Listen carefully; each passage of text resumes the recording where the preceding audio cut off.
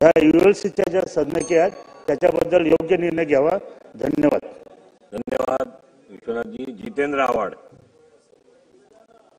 अध्यक्ष महोदय, नगर विकास खात्यावर बोलत असताना लुटालूट हा एकच शब्द योग्य रीतीने वापरला जाऊ शकतो. अध्यक्ष महोदय, ठाणे महानगरपालिकेची आत्ताच माझ्या हातात एक हे आली, काय ते जाहिरात झाली. ठाणे महानगरपालिके क्षेत्रातील धोबी अळी, चरई, दगडी शाळा परिसर, खारकरळी, महागरी, गवळीपाडा, खानसाळ, कडवा गल्ली. अध्यक्ष महोदय, मी तुम्हाला पाठवतो आणि तुम्हाला घेऊन जातो. हे सगळे रस्ते कॉन्क्रीटचे अजूनही आहेत. हे सगळे रस्ते कॉन्क्रीटचे झालेत. परत फेरनिविदा कशाला मागवली? आता ह्याच्यातलं सांगू. आता एक बातमी उघडकीस आली आहे की गेल्या 5 वर्षात ऑडिटच झालेलं नाही. करोडो रुपये ठाणे महानगरपालिकेत आले, त्याचा हिशोबच लागत नाही. मग 18 लाखाची वळवी काढायला बजेट हे आले, टेंडर आले की वळवी लागले आमच्या फाईलला, तर ती वळवी काढायला 18 लाख रुपयाचं टेंडर आहे. वळवी नाही, वळवी यांच्या डोक्याला लागली आहे आणि वळवीमुळे अख्खा महाराष्ट्र खाल्ला जातोय. अध्यक्ष महोदय, आपल्याला माहिती आहे की स्टँडिंग कमिटीचं महत्व काय. आपण तर महानगरपालिका चालवणारी माणसं आहात. तुम्ही, मिस्टर प्रभू, मिस्टर शेलार, महापालिका कशी चालवायची बोटावर हे सगळं तुम्हाला माहिती आहे. आता तुम्ही मला सांगा अध्यक्ष महोदय, स्टँडिंग कमिटी नाही तर हा अधिकार कोणाच्या हातात गेला? म्हणजे आयुक्ताच्या मनात येईल ते, आणि त्याला फोन कुठून येणार? इथल्या 6व्या मजल्यावरनं. झालं टेंडर ओके, हा ओके, तो ओके. भ्रष्टाचार होऊ दे नाही तर वाटेल ते होऊ दे, चेकच नाही. 5 वर्ष स्थानिक स्वराज्य संस्थेच्या निवडणुकाच नाहीत, ही एक धक्कादायक बाब समोर येते.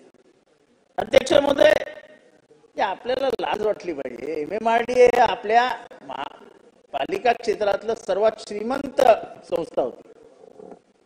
आज आपल्याला त्याच्यासाठीही सपोर्ट सिस्टीम तयारी करावी लागते. पैसेच गायब झाले MMRDA मधून, आणि MMRDA भ्रष्टाचार करतं असा आरोप मुंबईतनं कोणी केला नाही, युरोप मधून झाला.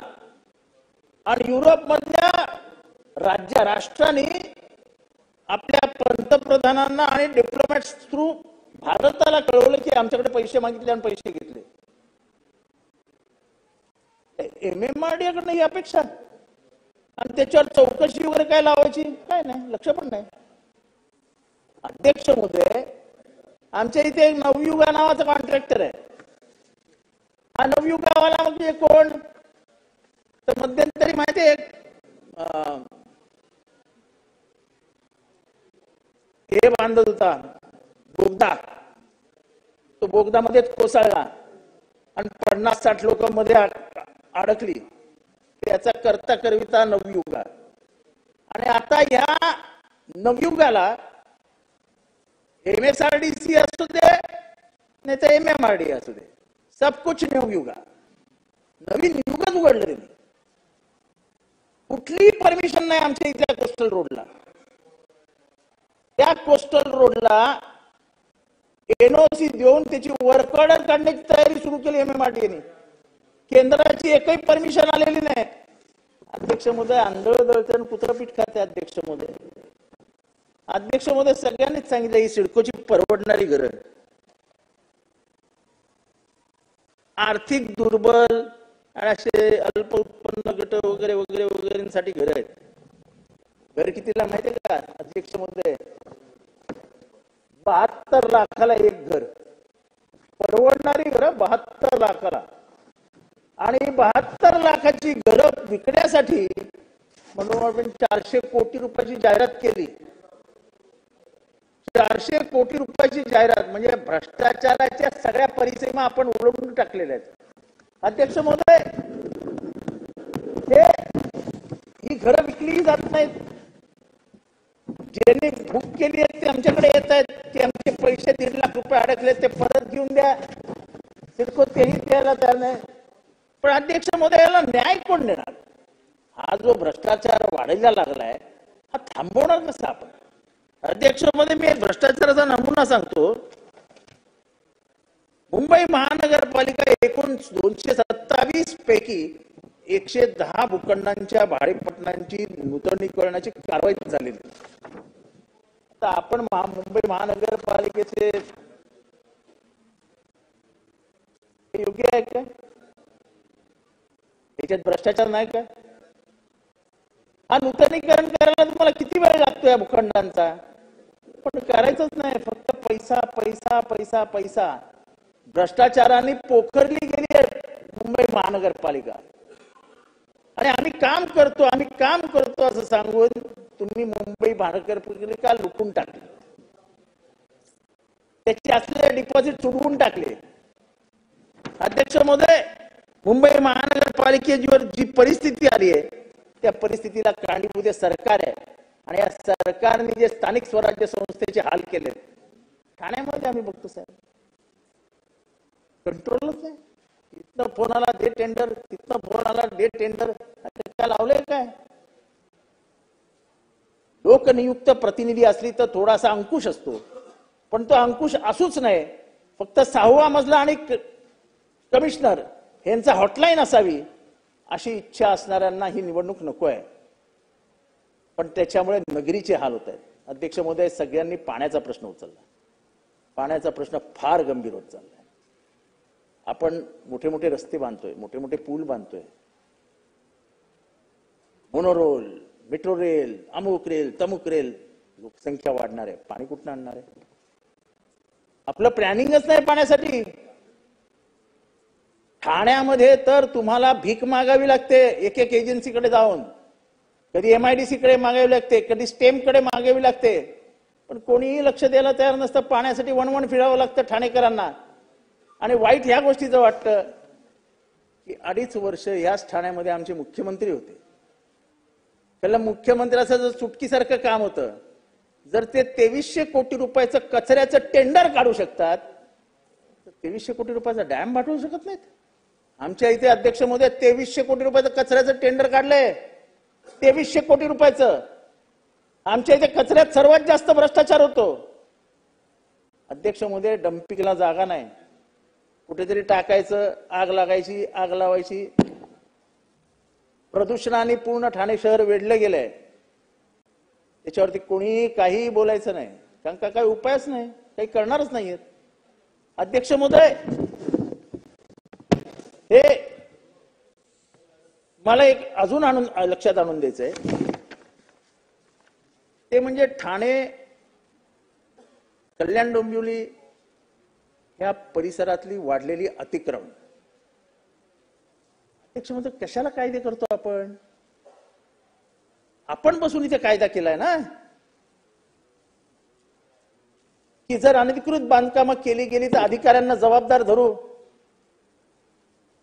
कुठल्या अधिकाऱ्याला जबाबदार धरलं? मी आता नावं देतो.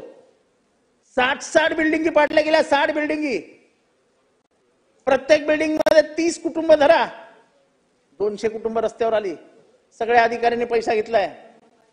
बिल्डरनी सगळ्यांना पैसे दिले. कारवाई कोण करणार? गरिबांनी फक्त काय असंच मरायचं? गरिबांबद्दल प्रेमच नाही. अरे कमीत कमी ती अनधिकृत बांधकामं थांबवा तरी. दिवसा ढवळ्या बांधतायत आणि तुमचे अधिकारी सहभागी आहेत त्याच्यात. रस्त्यावरती बांधकाम आहेत. मी स्वतः पत्र दिलेत, स्वतः.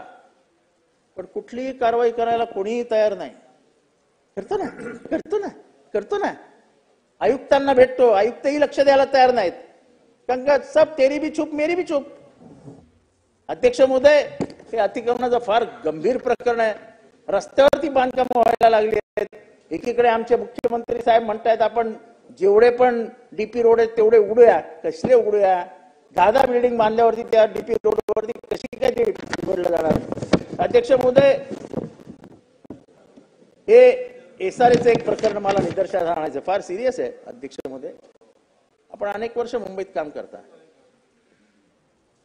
SRA मध्ये परमनंट स्टाफ घ्यायला परमिशन होती? माझ्या अंदाजाने SRA चा कायदाच नव्हता आणि परमनंट स्टाफ घेण्याचा अधिकारच नव्हता. अचानक काय सूत्र फिरलं माहित नाहीत, पण 15 अधिकारी अचानक परमनंट झाले. असं म्हणतात की अंडर द टेबल खूप मोठे व्यवहार झाले. मला काय त्याच्यात जायचं नाही, पण कायदा आहे की नाही? अरे कोटेचा जी कभी सुना था क्या? SRA में परमानेंट आदमी नहीं ना, म्हाडा से आते थे, म्युनिसिपल कॉर्पोरेशन से आते थे, सरकार से आते थे. एक अधिकारी तर जलसंपदा विभागातला आहे. जलसंपदा विभागातला अधिकारी हा SRA मध्ये इंजिनियर आहे आणि तो FSI कॅल्क्युलेट करतो. त्यांनी पाणी घनमीटर कॅल्क्युलेट करायचं होतं, तो FSI कॅल्क्युलेट बसलाय आणि तो परमनंट झालाय. आंधळदळचे कुत्रपीठ खाते अध्यक्ष महोदय.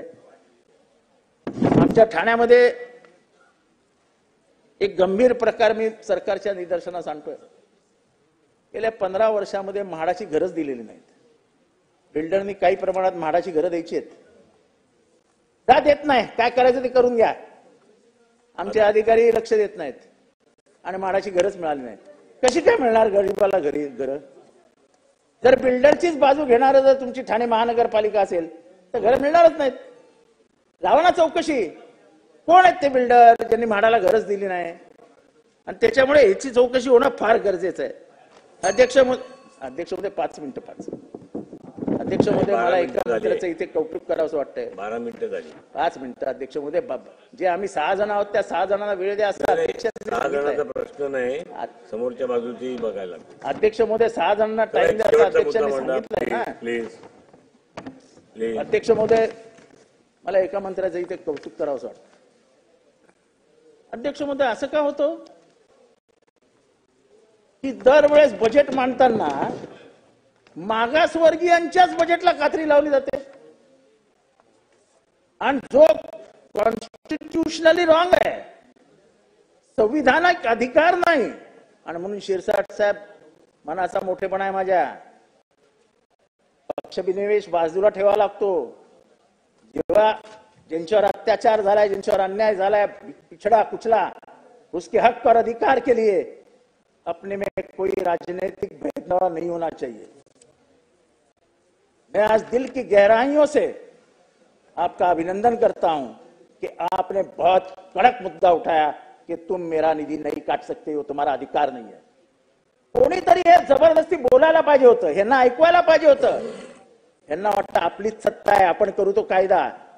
पण मला अभिमान वाटतो की डॉक्टर बाबासाहेब आंबेडकरांच्या एका लेखराने आपल्या समाजाचा निधी मी तुम्हाला कापू देणार नाही ही भूमिका घेतली. या भूमिकेमध्ये आम्ही सगळे तुमच्या बरोबर.